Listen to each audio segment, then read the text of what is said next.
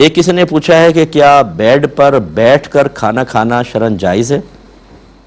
बिल्कुल जायज़ है, इसमें कोई मसला नहीं है। हाँ, ये ज़रूर है कि आप कोई दस्तरखान वगैरह बिछाकर तब खाएं, ज़र्रात उस पर गिर गए या कोई सालन वगैरह गिर गया जिससे बिस्तर आलूदा हुआ, फिर आप उस पर चढ़ रहे हैं, पाँव रख रहे हैं, लेट रहे हैं, तो आपके कपड़ों पे चिकनाई के निशानात, इस वजह से किसी ने मना किया हो तो अलग बात है, वरना अगर आप दस्तरखान वगैरह बिछा के पढ़ें खाएँगे तो सही है। वैसे तो सुन्नत ज़मीन पे बैठ के खाना है, लेकिन अब चूँकि देखें टेबल कुर्सी पर बैठ के खाया जाता है, अंग्रेज़ों की तरफ से ये चीज़ आ गई और मुसलमानों में बहुत ज़्यादा आम हो गई, और ये गैर मुस्लिमीन का ना मजहबी शियार है, यानी मजहबी अलामत, ना कोई कौमी अलामत है, और मुसलमानों में बहुत ज़्यादा आम भी हो गए। तो इसीलिए फ़ुक़हा ने टेबल कुर्सी पर बैठ के खाने को भी जायज़ करार दिया, तो बिस्तर पर भी खा सकते हैं, इसमें कोई मसला नहीं है। ये कहते हैं कि क्या किसी काफिर की दुकान से गोश्त ख़रीदना जायज़ है? क्योंकि सुना ये है कि वो बग़ैर केमिकल का चारा अपने जानवरों को खिलाता है,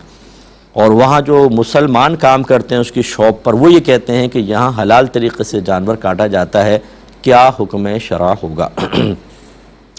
देखें, पहली बात तो ये कि गोश्त में असल फ़ुक़हा ने ये लिखा है कि हुर्मत है। मसलन आपको कहीं गोश्त मिला तो ये हलाल है कि हराम, तो हम कहेंगे हराम है, जब तक कि तस्दीक ना हो। हाँ, अगर आप शहर में, जैसे हमारे कराची शहर में, आप किसी शॉप पर जाते हैं, किसी ने मुर्गी काट के रखी हुई है और दुकान मुसलमान की है, तो फिर तहकीक की हाजत नहीं कि तुमने हलाल की है कि नहीं की, यानी अल्लाह अकबर कह के ज़बह की है कि नहीं की, हुस्न ज़न कायम कर लें कि मुसलमान है, यकीनी सी बात है कि उसने ज़बह शरई तरीक़े से किया होगा। तो काफिर की दुकान से लेने में अगर वहाँ कोई मुसलमान नहीं, तो फिर ये तो शुबा ही रहेगा ना कि उसने पता नहीं सही काटा कि नहीं काटा, और गोश्त में असल हुर्मत है, लिहाजा नहीं ख़रीद सकते। लेकिन अगर उसके दुकान पर है वो दुकान काफिर की, लेकिन जितने मुलाजिम हैं सब मुसलमान हैं, और वही मुर्गी काटने वाले हैं या जानवर काटने वाले हैं, और वो ये कहते हैं कि नहीं बिल्कुल हलाल तय्यब तरीक़े से हम काटते हैं,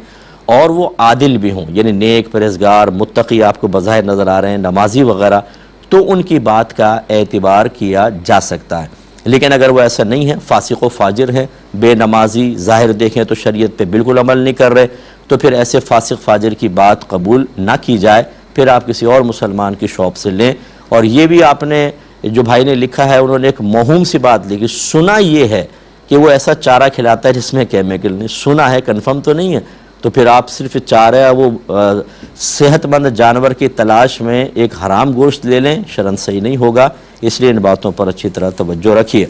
एक भाई ने कहा कि ये बाद औक़ात हम जब ये गाड़ी चलाते हैं और वर्कर्स को लेकर जाते हैं कहीं पर, तो कहते हैं बाज़ रोडें ऐसी होती हैं जिस पे स्पीड लिमिट लिखी होती है 60, 30, 40, 50, तो बाद औक़ात ऐसा होता है मुझे नमाज में देर हो रही होती है और वहाँ कोई आबादी भी नहीं होती, उन्होंने वजाहत की आबादी नहीं, सुनसान इलाका है, और मुझे नमाज में देर हो रही होती है, या बाद औक़ात वर्कर्स लेट हो रहे होते हैं, हमें फ़ौरन उनको पहुँचाना होता है, या बग़ैर किसी वजह के, क्या मैं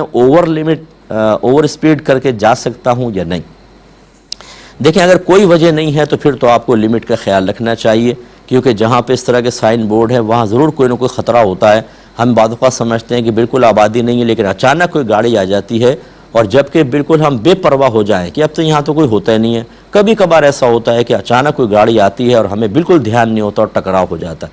तो इसकी तो इजाज़त नहीं होगी। हाँ, अगर आपको नमाज में ताख़ीर हो रही है या वर्कर्स लेट हो रहे हैं, ऐसी सूरत में अच्छी तरीक़े से हर तरफ देख कर थोड़ा बहुत ओवर आप हो जाएं, ओवर स्पीड हो जाएं, इसी गुंजाइश निकलेगी। लेकिन इतना नहीं कि गाड़ी बेकाबू हो जाए, कि बहुत ही तेज़ चलाए और चले पता चला कि कहीं पे भी आप गिरा गए। थोड़ा सा ज़्यादा करने में मसला नहीं होता, क्योंकि वहाँ पे आबादी भी नहीं है, चल जाएगा। और ये थोड़ा सा मतलब इन्होंने भी मार्जिन रखा होता है जो इस तरह के स्पीड का होता है, इसीलिए जब आप मोटरवे पे जाते हैं, अगर 70 लिखा है तो आप 80 तक चलाएं तो चालान नहीं करेंगे, आपका रोकेंगे नहीं। 85 तक, 90 तक भी बाज़ लोग चले जाते हैं और कोई रोकता नहीं है, तो इसलिए थोड़ी बहुत तो आपको गुंजाइश वो भी दे रहे होते हैं, लेकिन इतनी ज़्यादा ना करें कि अपनी और उन सब की जानों को ख़तरा हो जाए। ऐसी सूरत में अगर जान का ख़तरा हो तो चाहे नमाज क़ज़ा हो जाए, आप तेज़ नहीं चला सकते, ठीक है ना। कोशिश तो ये करें कि ऐसी जॉब ले कि नमाज क़ज़े ना हो, लेकिन अगर कभी कभार ऐसा हो जाता है तो फिर आप नमाज छोड़ सकते हैं, अल्लाह की बारगाह में तौबा करें, बाद में नमाज़ पढ़ें। यानी जबकि आपको वर्कर्स को लेके जाना हो, ड्यूटी पूरी करनी है, मुश्किल है, तो फिर ऐसी सूरत में अल्लाह की बारगाह में तौबा कर लें। आदत इसको भी ना बनाएं कि कभी आप मेरे इस कौल से फ़ायदा उठाते हुए, जब साहब ने कहा था नमाज क़ज़ा कर लो, कभी कभार जब लेट हो जाते हैं तो ऐसी सूरत में आप नमाज छोड़कर ये करें, लेकिन ओवर लिमिट ना करें, ओवर स्पीड ना हो, वरना खुदा ना खास्ता जानों का ख़तरा हो सकता है।